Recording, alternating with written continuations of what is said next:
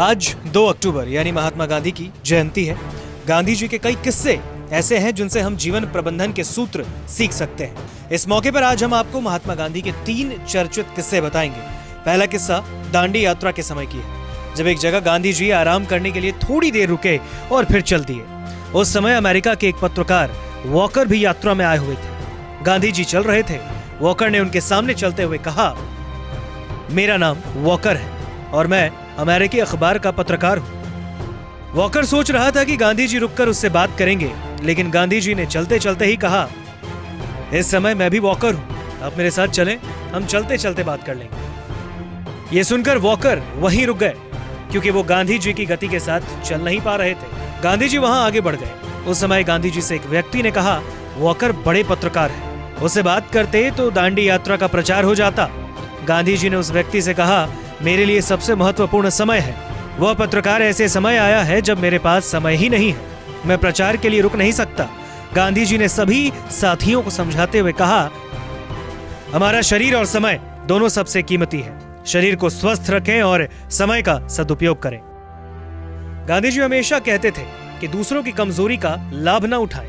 Mahatma Gandhi badminton बहुत कम खेलते थे। एक दिन एक महिला ने उनसे कहा, मुझे बैडमिंटन खेलना आता है और आप भी थोड़ा बहुत खेल लेते हैं, मैं आपको ये खेल और सिखा दूंगी। गांधी जी उस महिला के साथ बैडमिंटन खेलने के लिए तैयार हो गए। खेलते वक्त गांधी जी ने देखा कि उस महिला के दाएं हाथ में चोट लगी है और उस पर पट्टी बंधी है। इस वजह से उसने बाएं हाथ में रैकेट पकड़कर खेल रही थी।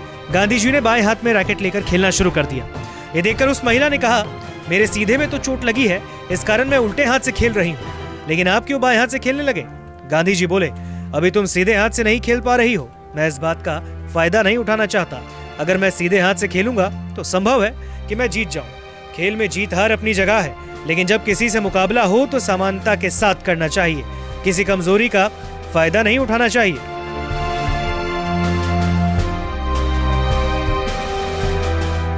बापू हमेशा कहते थे कि खाली समय में ऐसे काम करें जो भविष्य में काम आए। दरअसल महात्मा गांधी एक गांव में पहुंचे।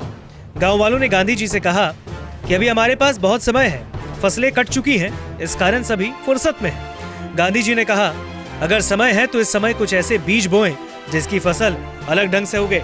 इस समय कर्म के बीज बोएं। गांव वालों ने पूछा, कर्म के बीज कैसे होते हैं?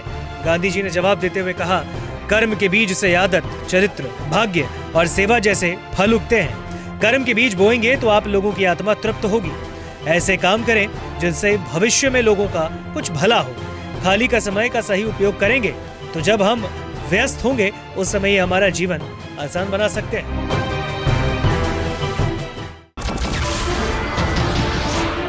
नमस्कार, मैं हूं मानक गुप्ता।